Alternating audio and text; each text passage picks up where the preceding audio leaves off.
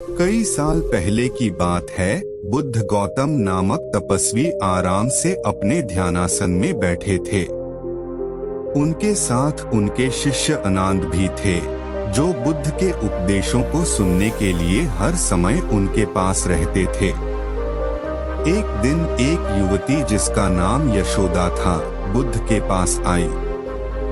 वह दुखी और बेहद चिंतित दिख रही थी। बुद्ध ने उसके चिंताओं का समाधान करने के लिए उससे बात की। यशोदा ने कहा, भगवान, मैं अपने जीवन में सुख नहीं पा रही हूँ। मेरा पति मुझसे नाराज रहता है और मेरे परिवार वाले भी मुझसे खफा हैं। कृपया मुझे बताइए, एक अच्छी स्त्री कैसे बन सकती है? बुद्ध ने मुस्कुराते हुए कहा, यशोदा, तुम्हें अपने जीवन को सुधारने के लिए पहले अपने आत्मा का ख्याल रखना होगा।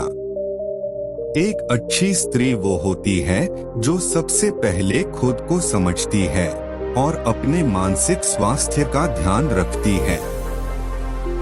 उन्होंने आगे कहा, एक अच्छी स्त्री तभी बन सकती है जब वह समझती है कि संयम, सहानुभूति और संवाद महत्वपूर्ण हैं।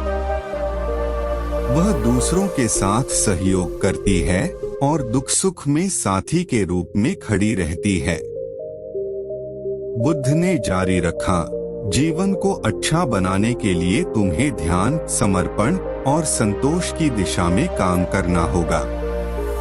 समाज में अच्छा कर्म करके और अपने आत्मा को परिशुद्ध करके तुम अपने जीवन को सुखमय बना सकोगी।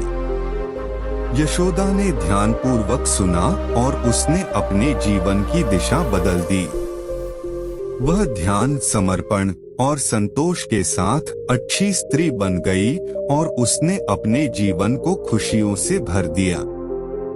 इस कहानी से हमें यह सीखने को मिलता है कि एक अच्छी स्त्री वह होती है जो स्वयं को समझती है, दूसरों के साथ सहानुभूति करती है और अपने कर्मों से समाज को सुधारने का प्रयास करती है। साथ ही हमें यह भी सीखने को मिलता है कि हमें अपने जीवन को सुखमय बनाने के लिए ध्यान, समर्पण और संतोष की दिशा में काम करना चाहिए।